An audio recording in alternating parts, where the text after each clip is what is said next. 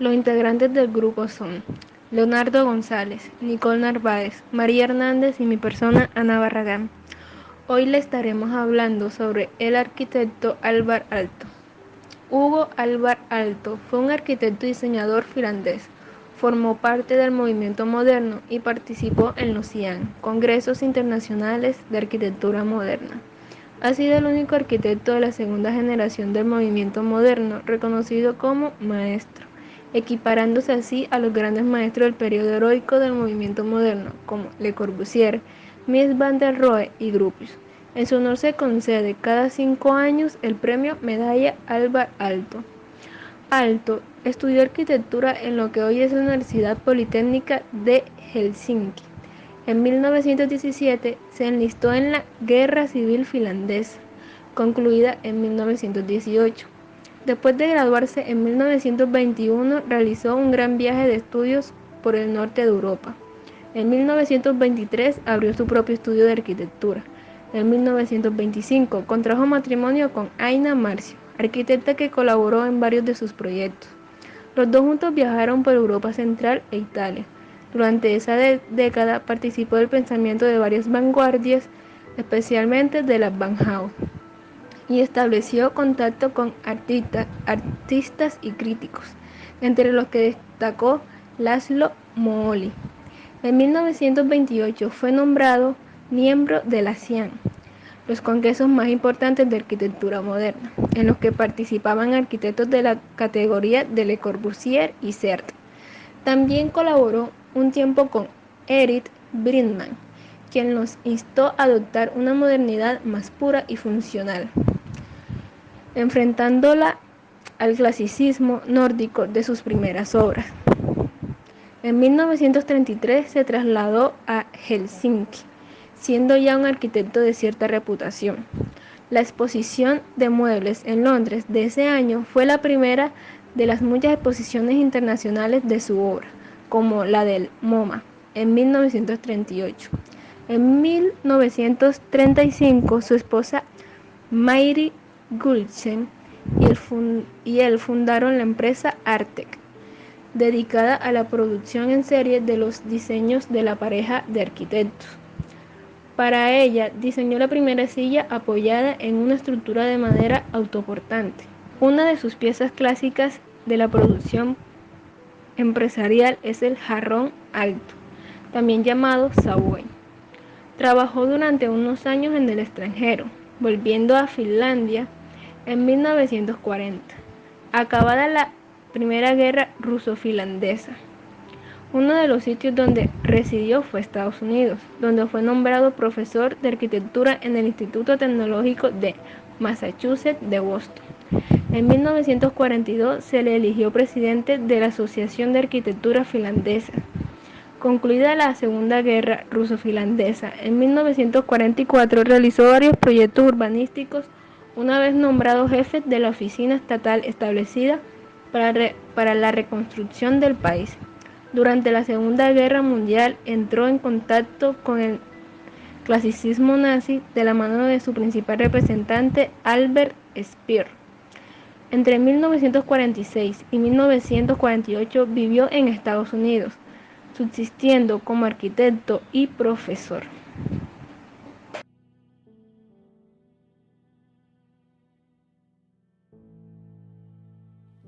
Pensamiento y método proyectual de Alvar Aalto. Para Aalto, los problemas más difíciles no surgían de la búsqueda de una forma para la vida actual, sino más bien del intento de crear formas que estuviesen basadas sobre verdaderos valores humanos. De igual forma, él pensaba que el verdadero funcionalismo de la arquitectura debía reflejarse principalmente en su funcionalidad, bajo el punto de vista humano. El funcionalismo técnico no podía definir la arquitectura. Para Aalto, lo importante no era crear una forma que fuese moderna y que respondiera a la vida actual, sino que respondiese a los verdaderos valores humanos.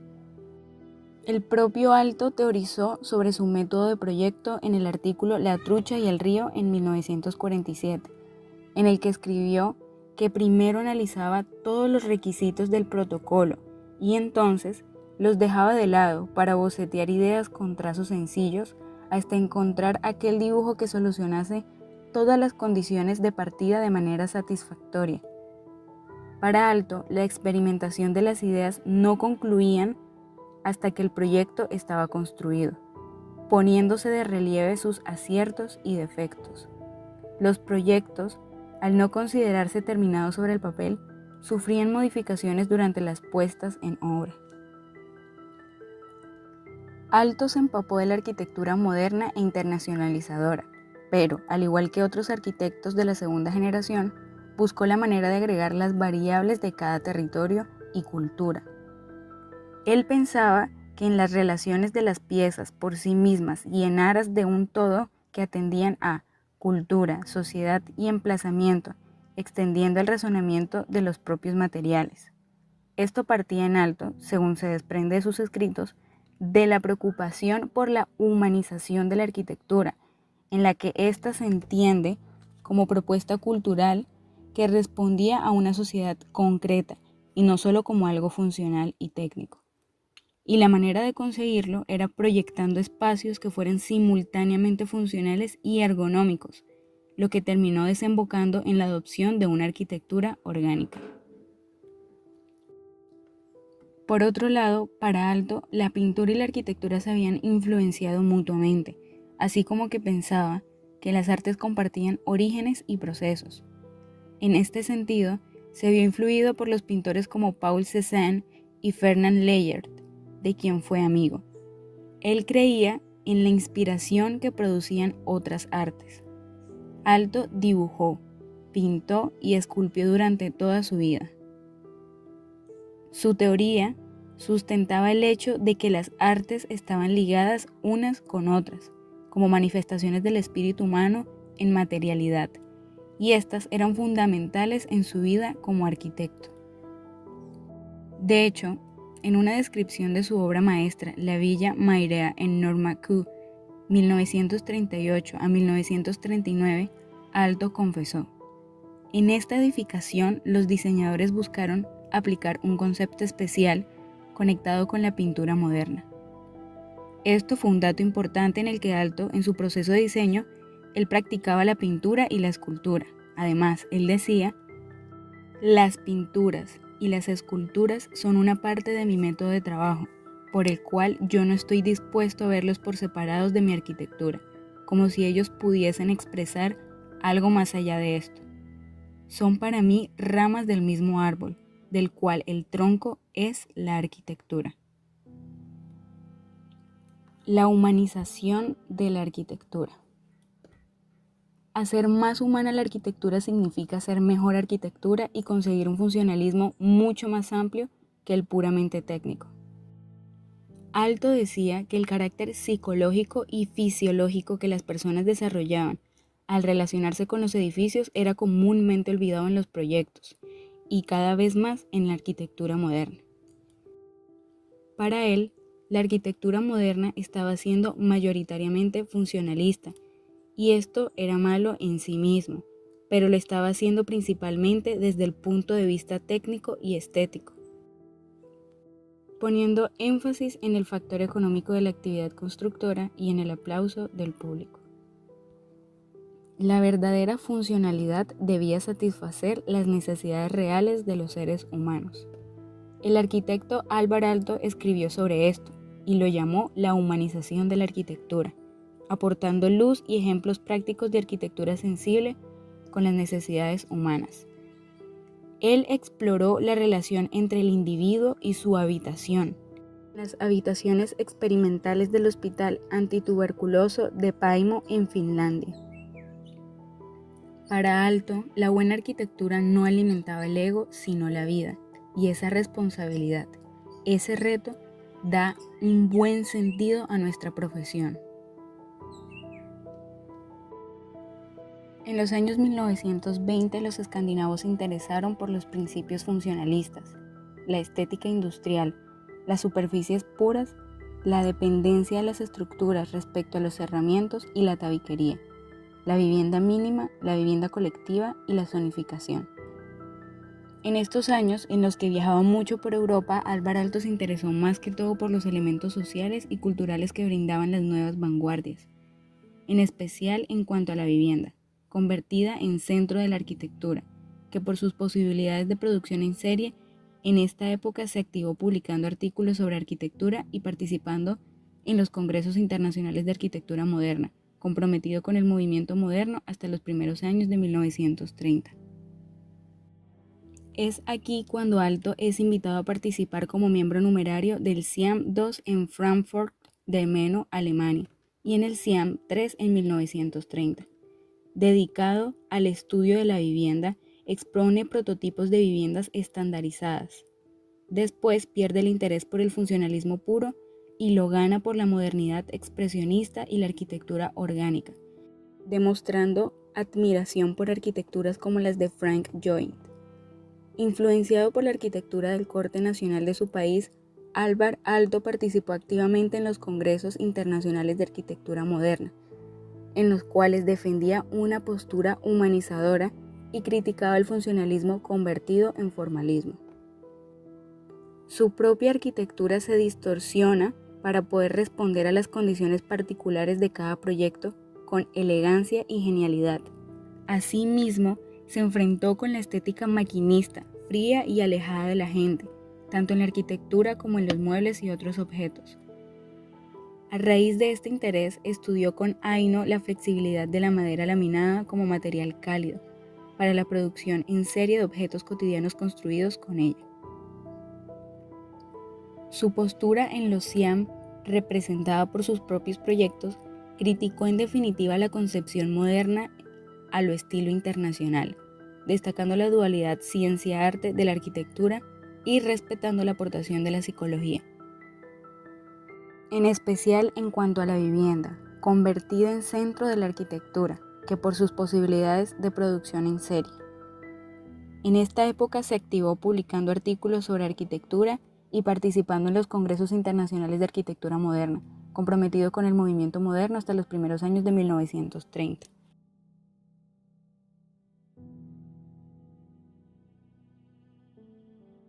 Uno de sus proyectos más importantes y representativos es el Hospital Antituberculoso de Paimino, puesto que aquí es donde se refleja su pensamiento y su método proyectual. Este fue construido en 1929 a 1935 y está ubicado en Paimino, Finlandia. Convertido en los años 60 en el Hospital General, esta obra fue el resultado de un concurso para un sanatorio ganado en 1929, cuyas aclamadas críticas pusieron a Finlandia en el mapa de la arquitectura moderna. El conjunto, claramente funcional, tiene una aproximación humana muy propia de la arquitectura de Aalto, que va más allá del funcionalismo técnico y que se percibe sobre todo en el detalle de sus elementos. El Saltorini Paimino supone un claro punto de inflexión en la obra de Aalto, pasando por una producción caracterizada por el respeto a la tradición hacia una arquitectura plenamente relacionada con la ya cultura del movimiento moderno. Actualmente está nominada para entrar en la lista del Patrimonio Mundial de la UNESCO. Este proyecto se encuentra ubicado en lo más alto de un idílico y aislado entorno al suroeste de Finlandia, a unos 29 kilómetros de la ciudad Turku. El complejo de edificios que componen el sanatorio se abre y articula hacia el exterior, permitiendo vistas y ventilación y aislamiento natural en todas las habitaciones y demás estancias. La idea principal para el sanatorio, proyectado inicialmente para 296 pacientes, era un edificio que favoreciera la curación y la rehabilitación de enfermos de tuberculosis, o en palabras del mismo Aalto, un edificio concebido como si de un instrumento médico se tratara. El conjunto está formado por zonas claramente diferenciadas, la de los pacientes y galerías o salas de reposo, la de las salas comunes y las salas de servicio, articulando los bloques que contienen dichas funciones según la orientación y la vista alrededor de un núcleo central de circulaciones. La casa de médicos y empleados son tratadas como pabellones aislados para dar privacidad y descanso a los trabajadores. Espacialmente, Aalto pone en especial atención en la distribución, funcionamiento y orientación del bloque principal, contenedor de las habitaciones y sala de reposo para los enfermos, estas últimas situadas en el extremo de cada planta, orientadas las primeras al suroeste y las salas terrazas de reposo a pleno sur. Alto consigue un máximo aprovechamiento de la luz y propiedades curativas del sol para facilitar la rehabilitación de los enfermos. También existe una sala de reposo encubierta para 120 tumbonas, que ocupa todo el largo de la superficie y corona del edificio, ofreciendo unas vistas inmemorables sobre el paisaje y cuyo ajardinamiento evita el exceso de calor durante el verano. En el interior de las habitaciones, habitadas para 2 ocupantes, el detallado diseño de sus elementos proporciona una máxima comodidad al paciente, como por ejemplo, a través de la disposición indirecta de luz artificial, el color del techo pintado en verde oscuro para evitar deslumbramientos, o también la colocación de la calefacción en los techos para evitar la radiación directa, y el cuidadoso diseño de los lavabos, cuya geometría minimiza el posible ruido provocado por su uso. Las estancias comunes más espaciosas, como son el comedor y el taller, están orientadas al sur y están provistas de toldos para un control solar. También estos espacios ofrecen diferentes orientaciones y visuales para provocar en el paciente una variedad de estímulos psíquicos. El mobiliario interior fue diseñado por el mismo arquitecto, destacando la silla Paimino, que por su ergonómico diseño se decía que favorecía la respiración del enfermo.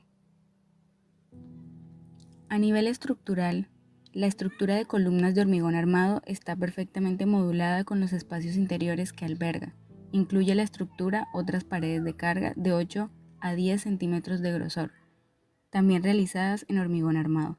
La estructura y las vigas del edificio han sido hechas de tal manera a que todo el complejo tiene un sistema de canales tubulares verticales y horizontales, de manera que todas las cañerías, cables eléctricos, etc., se han podido instalar aquí. Desde los pasillos hay entradas a estos vacíos con puertas de una altura normal, por lo que todas las obras de reparaciones pueden hacerse sin tener que entrar en las habitaciones, incluso las que afectan los sifones de los lavabos, que también están en dichos vacíos. El sanatorio está adecuado a los distintos tipos de pacientes, teniendo presente elementos como la visión de la vegetación exterior o el uso de una lámpara de luz indirecta en los pacientes postrados. Alto diseñó los interiores cuidando de todos los detalles, como la introducción de superficies curvas en el encuentro de paredes y suelos para facilitar la limpieza o la elaboración de una escupidera especial para los enfermos, que finalmente no fue utilizada. Asimismo, diseñó el interior de las habitaciones y gran parte del mobiliario como la silla Paimino, pensada en facilitar la respiración de los enfermos todavía en fabricación. Uno de los singulares resultados descubiertos fue que debían cambiar la calefacción, la luz artificial y los colores. Mientras que una habitación normal está pensada para una persona en posición vertical, una habitación de hospital ha de acoger una persona en posición horizontal. La fuente de luz ha de ser lateral. El sistema de calefacción ha de considerar que la persona estará postrada durante semanas o el techo deberá ser más oscuro.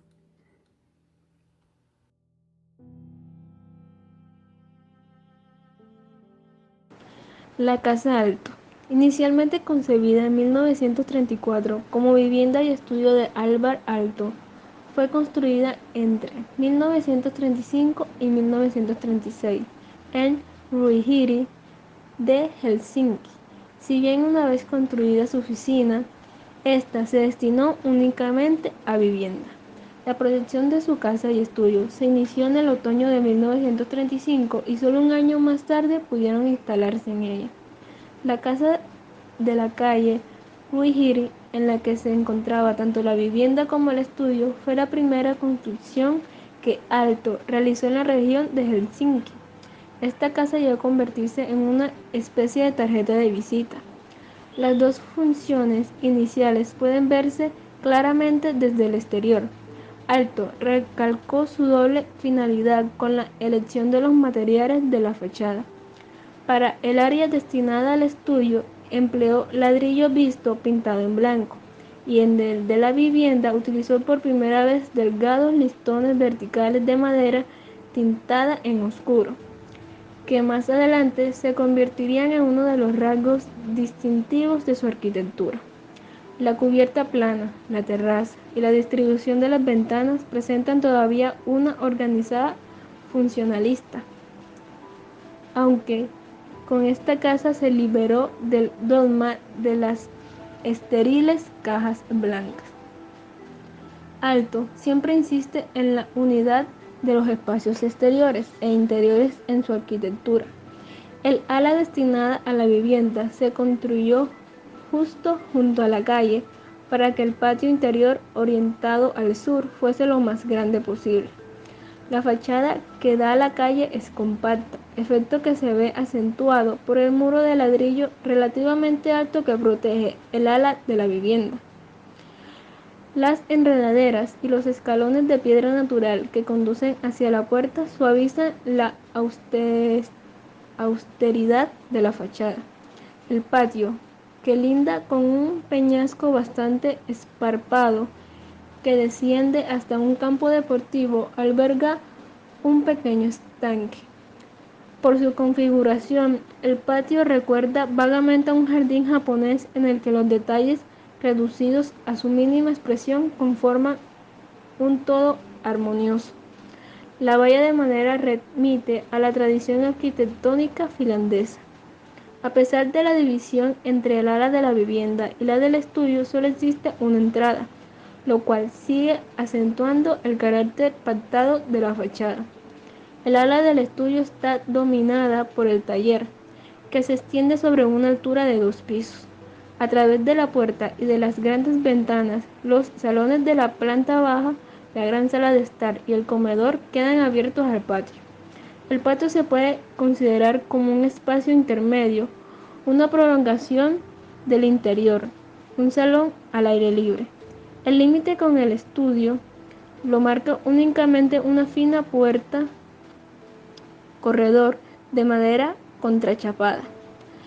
Las habitaciones privadas se encuentran en la primera planta y una gran sala de 2 pisos con una chimenea abierta en el centro es lo que construye la verdadera sala de estar de la familia. Los dormitorios y las habitaciones de invitados se agrupan alrededor de esta sala, que queda iluminada por una ventana situada en lo alto. En un principio se podía disfrutar de una hermosa vista al mar desde la terraza del primer piso. Sin embargo, las casas plurifamiliares que se fueron construyendo durante años 50 impiden en la actualidad disfrutar de ella. En esta casa se atiende principalmente a la luz y al aire. Las habitaciones de la planta baja concretamente dan paso unas a otras de manera que se forma un todo espacial continuo que se abre al paisaje. La comodidad de toda la casa es el resultado de una proporción íntima de los 4 hogares sencillos y de una decoración en la que se puede admirar el diseño de mobiliario de Aino y Alvar Aalto en su más bella expresión. La Casa de Aalto inició una nueva fase en su arquitectura, a la que podríamos denominar funcionalismo romántico. El arquitecto compara su casa de la calle con una antigua casa de labranza finlandesa en la que materiales sencillos y un método constructivo simplificado y algo rudimentario conforman un todo armónico. La agrupación orgánica de las habitaciones, la forma libre, el uso de madera, cobre, ladrillo y otros materiales naturales, así como la variedad de detalles sensoriales, como por ejemplo arrietas y asideros diseñados con esmero, se transformaron en elementos estilísticos característicos del arquitecto.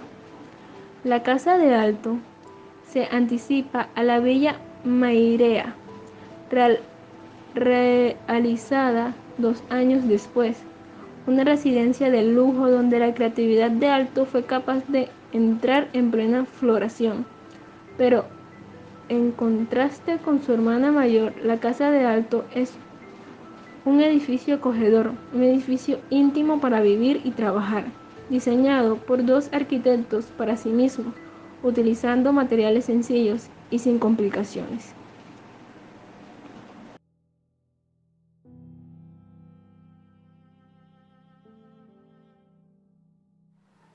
La Casa de la Cultura de Helsinki. Construida originalmente como sede del Partido Comunista Finlandés, la Casa de la Cultura se estableció desde el momento de su creación como una de las salas de concierto más populares de Helsinki. Compuesta por un bloque de oficina rectilíneo con terminaciones en cobre, un auditorio curvo de ladrillo y una larga marquesina vinculada a ambos. La Casa de la Cultura representa un momento cúlmine en la obra arquitectónica de Alvar Aalto desarrollada en ladrillo rojo durante la década de los 50.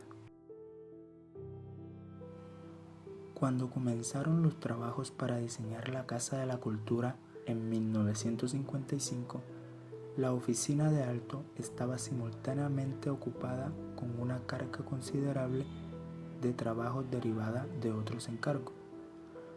Mas, sin embargo, fue la Casa de la Cultura la que se convertiría luego en el diseño más memorable durante ese periodo de años.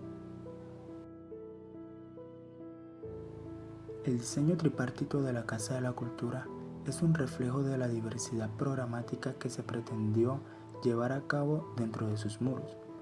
El hecho de ser la sede de un partido político significaba que la instalación tendría que estar equipada tanto para asuntos administrativos y burocráticos diarios como para eventos públicos especiales.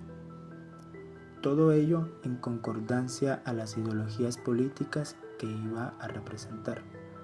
Los dos elementos principales del programa surgieron como los dos componentes protagónicos del complejo, sirviendo el espacio entre ellos como plaza pública y área de recepción.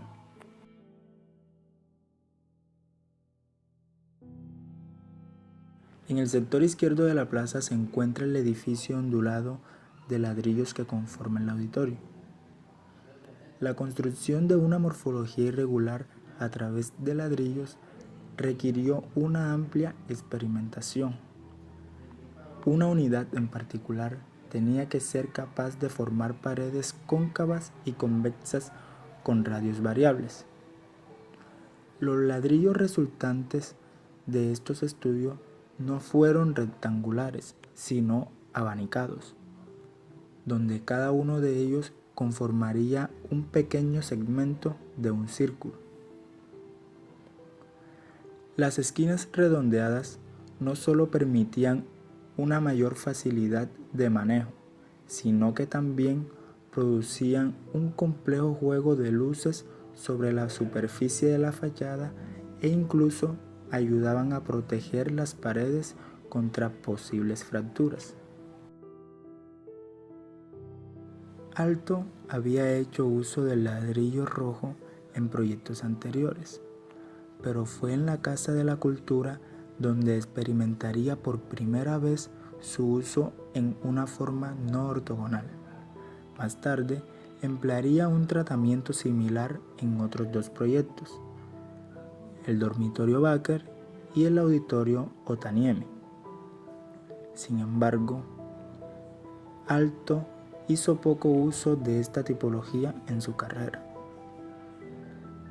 Después de la finalización de la Casa de la Cultura en 1958, Aalto se apartaría completamente del ladrillo y en su lugar, principalmente durante la década de 1960, comenzaría a trabajar con baldosa, cerámica y revestimiento en mármol.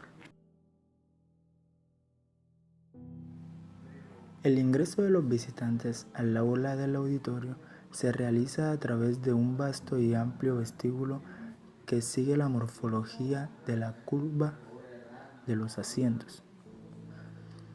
3 tramos de escalera suben y bajan del vestíbulo, con sus barandas de bronce brillante bajo el efecto de las fuentes lumínicas curvas localizadas en la parte superior.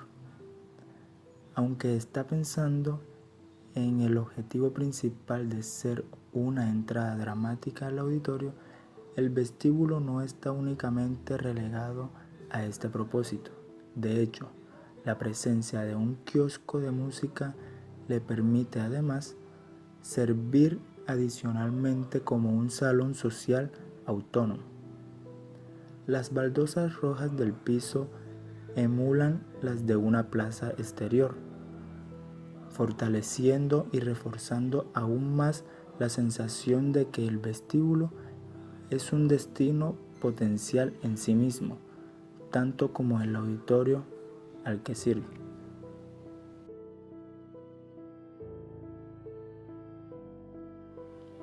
Materializada a través de hormigón, madera y baldosas, la sala del auditorio se pensó para darle una gran importancia al control de la acústica. Los materiales se ensamblan en paneles especializados que reflejan o absorben el sonido, en función de la necesidad particular de cada sector de la sala. Algunos paneles pueden incluso ser retirados o intercambiados en función al número de asistentes y al tipo de evento que se celebre, manteniendo al mismo tiempo la disposición, el diseño general y la estética que Aalto había previsto.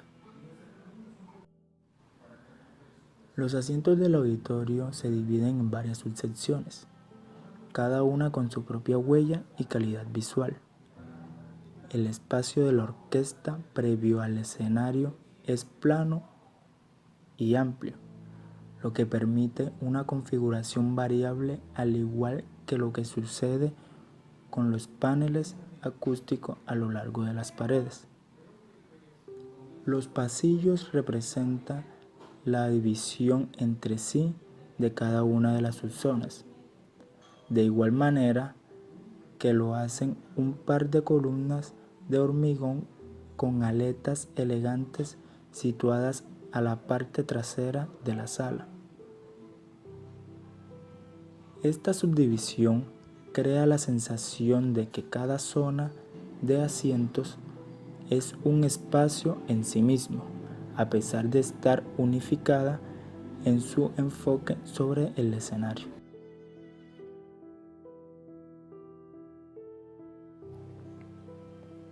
La Villa Mairea. La vivienda cuya construcción se llevó a cabo desde 1937 a 1940 se levanta en medio del bosque y, como muchas de las obras de Aalto, es un paradigma de la arquitectura ecológica.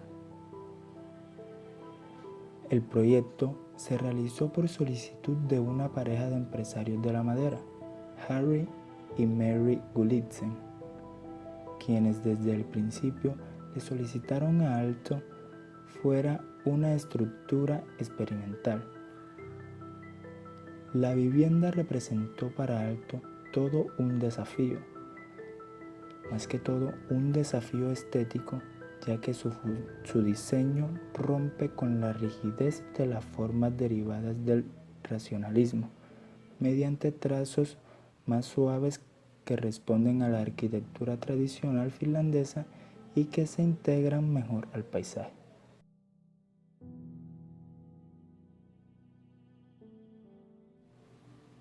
El programa arquitectónico fue distribuido en una planta con forma de L con un cuerpo independiente, el sauna algo apartado y ligado con una alberca al aire libre. Ese gesto es reforzado por un grueso muro de piedra local que define una nueva L, complementando el lado este y el norte por detrás del sauna. Por fuera de esa línea se sitúa la zona de servicio.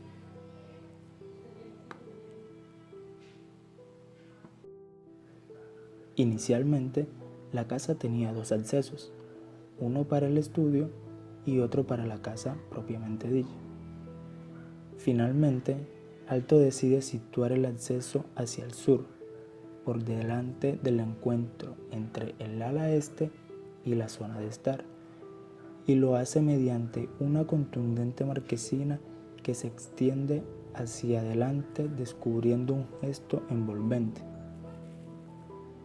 Al entrar a la casa, un muro escalonado y de curvatura asimétrica sobre el que se insertan unas columnas de madera a modo de filtro visual, define los dos movimientos posibles, hacia la sala de estar o hacia la cocina.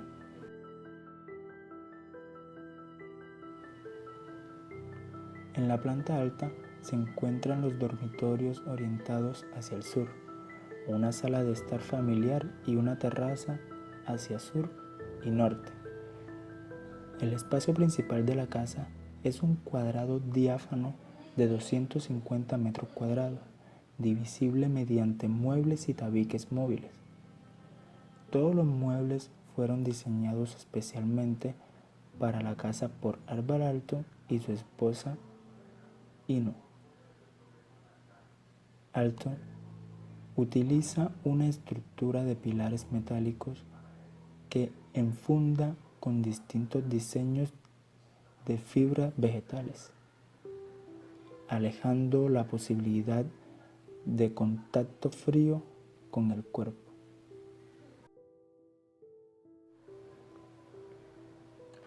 Asimismo, utilizó este tipo de columnillas de madera que actúan a veces estructuralmente y a veces como un simple filtro visual, generando un interesante juego perceptivo con los troncos de los árboles que rodea la casa.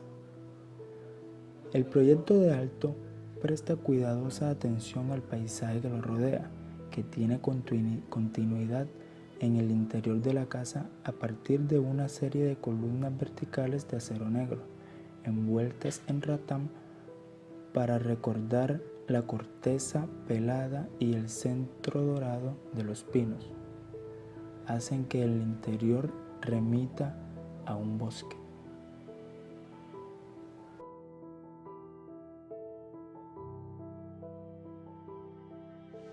La biblioteca de Viipuri. Esta se ubica en Vyborg, Rusia. Fue diseñado y construida por el arquitecto modernista finlandés Álvar Aalto entre 1927 y 1935.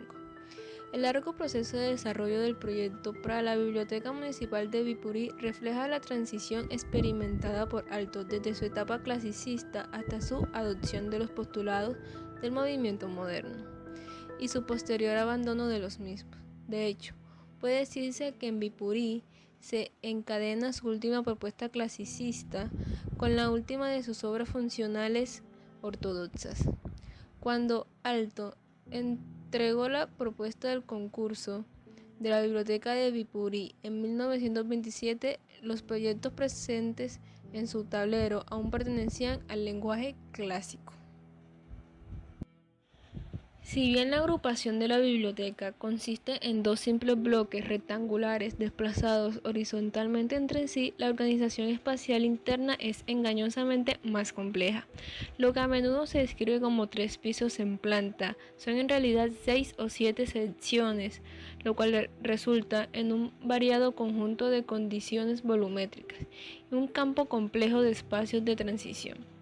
La disposición programática tiene ciertas semejanzas con la agrupación volumétrica simple, con espacios administrativos y ceremoniales en el bloque de entrada principal y la mayor parte de los espacios de lectura y estanterías en el bloque posterior más grande. La complejidad de los planos, sin embargo, revela que este diagrama no es tan sencillo de aplicar. La circulación en esta compleja organización interior captura la esencia del diseño de Aalto, analizando una topografía montañosa escarpada, definida principalmente por los cambios de elevación. Aalto se esforzó por crear una interrelación entre la sección y la planta, y una especie de unidad de la construcción horizontal y vertical. A diferencia de los pasillos llanos, que a menudo caracterizan a los proyectos funcionalistas, los corredores para desplazarse a través del edificio se desvían verticalmente a medida que avanza hacia el interior, culminando en un escritorio administrativo central en la cumbre simbólica del sendero. Es un despliegue modificado de axiomas modernistas. Alto aprovecha las áreas de transición resultantes dándoles un valor programático, expandiendo los rellenos a plataformas de lectura y cerrando las brechas entre pisos con estantes de libros. El resultado es un viaje continuo y sin fisuras que serpentea por todo el edificio como una fluidez similar a la de un arroyo. A pesar de su inspiración fenomenológica y la relevancia otorgada a la experiencia, la composición del edificio está determinada por un proceso rigurosamente lógico. El diálogo entre los diferentes elementos del edificio está determinado geométricamente por cuadrículas escalares, relaciones proporcionales y rotaciones. El escritorio administrativo, el corazón programático del edificio, es también su centro geométrico, generando un pulso radial que alinea las estanterías y las escaleras con un único punto, un poderoso motivo circular en un sistema que de otro modo sería ortogonal. En un nivel más funcional, la biblioteca presentó una oportunidad para que el joven Alto comenzara a probar sus ideas sobre la iluminación natural, una búsqueda que continuaría a lo largo de su carrera, con el objetivo de llenar las salas de lectura con luz difusa. Inventó un tragaluz cónico que canalizaba la luz del día sin permitir la entrada de rayos solares directos que produjeran sombras, apoyándose en la rejilla generativa que organiza las salas de lectura. Perforó sistemáticamente el techo mediante pozos de luz de 2 metros, dando al techo un característico aspecto futurista. Este método de iluminación altamente eficaz se convirtió en un elemento básico del diseño de Alto. Estos tragaluces también se convirtieron en un ideal duradero del diseño de bibliotecas en general. Si bien la biblioteca Viipuri pertenece irrefutablemente a la tradición modernista, muestra constantemente una tendencia calculada a apartarse del funcionalismo puro, detalles ricos que no son ni racionales ni puramente ornamentales, como sus tirantes diagonales en la puerta de entrada o las sensuales barandillas de las escaleras, añaden un toque expresivo y personal a las formas modernas. La organización formal del edificio y su tendencia a resaltar determinados elementos de diseño es igualmente inusual en su composición y complejidad. Siempre atento al entorno y a las tradiciones de su país, Alto enriqueció la pureza formal del diseño moderno de Viipuri con una paleta de materiales típica de la arquitectura finlandesa. El estuco blanco, el hormigón y el cristal de la fachada contrastan de manera encantadora con los cálidos acabados de madera de los interiores, incluyendo el espectacular techo de madera enrollable en la sala de conferencias. La preocupación de Alto por la iluminación natural, un sello temporal del diseño escandinavo, alude a métodos de construcción claramente locales. Estos impulsos alejados del modernismo convencional dominante le permite a la biblioteca caer en una categoría temprana de modernismo regional que integra estilísticamente la tradición local.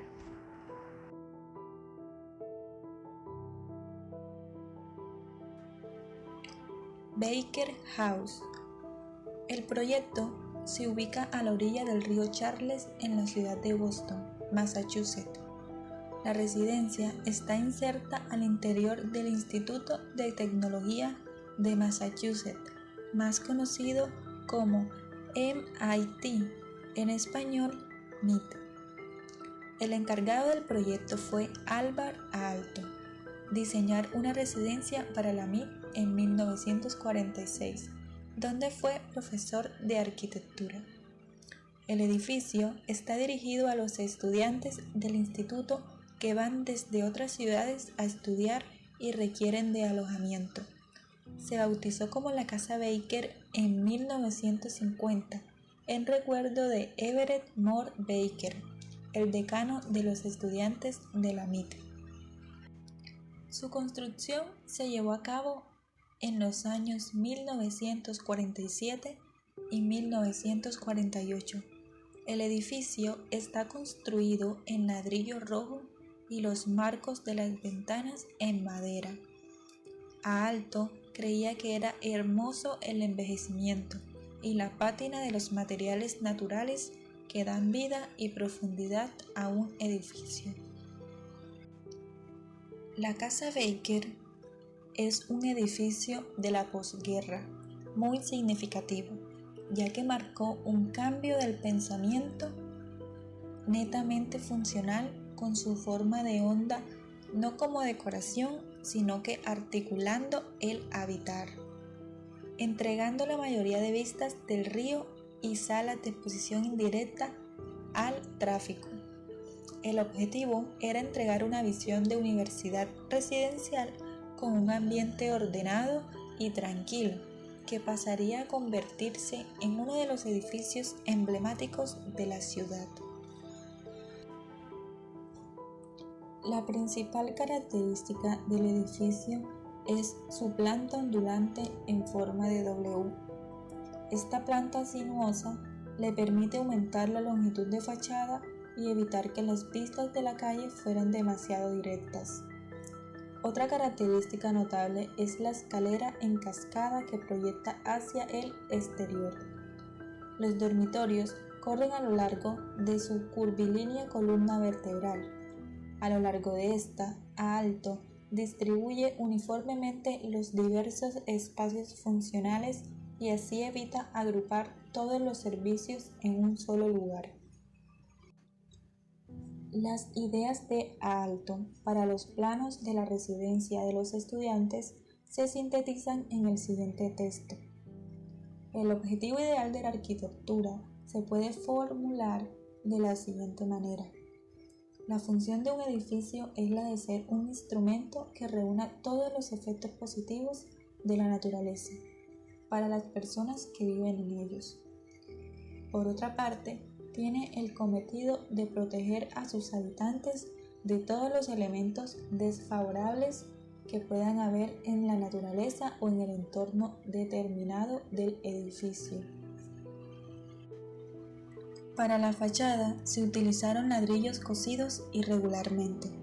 Aalto insistió en que además de la utilización de material de desecho, se tapiara de tal manera que las partes deformadas en la superficie plana sobresaliesen hacia afuera, dando así a la superficie la irregularidad deseada. Las 6 plantas superiores del ala del edificio de 7 alturas están dedicadas a viviendas. Aalto procuró colocar las salas comunes y los accesos en estas plantas de la parte norte del edificio. La escalera enceladizo de un solo tramo forma una especie de cuña que domina la fachada norte.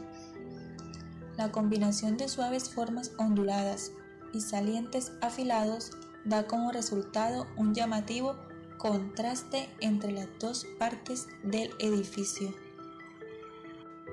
El edificio posee áreas verdes que lo rodean, además de una cafetería y una lavandería como principales equipamientos, ya que el resto queda complementado por el resto de los edificios del instituto. Además, el edificio posee salas de estudio y de estar que potencian la vida pública o en comunidad, mirando el conjunto a otra escala, donde la habitación forma el espacio íntimo y las salas de uso. El proyecto está contenido por un bloque que contiene aproximadamente 230 habitaciones con capacidad para 317 estudiantes, debido a que posee algunas habitaciones compartidas.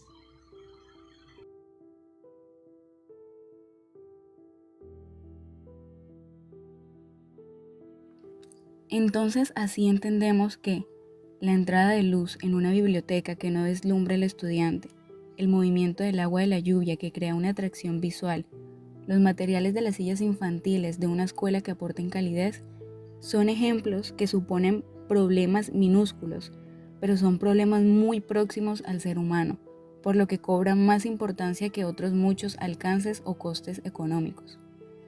De acuerdo al carácter fisiológico del espacio encerrado, puede limitar la experiencia de un individuo, pero su ángulo de visión y su imaginación son dos elementos potencialmente abiertos asociados a limitadas. Más allá de permitir que preocupaciones físicas limiten el diseño, se puede incluir relaciones, asociaciones que implican la experiencia arquitectónica mediante el carácter psicológico del edificio.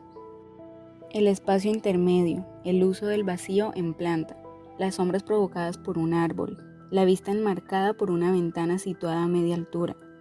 No olvidemos que la arquitectura no solamente está en las cuatro paredes y la cubierta, sino en las cualidades del espacio que encierran.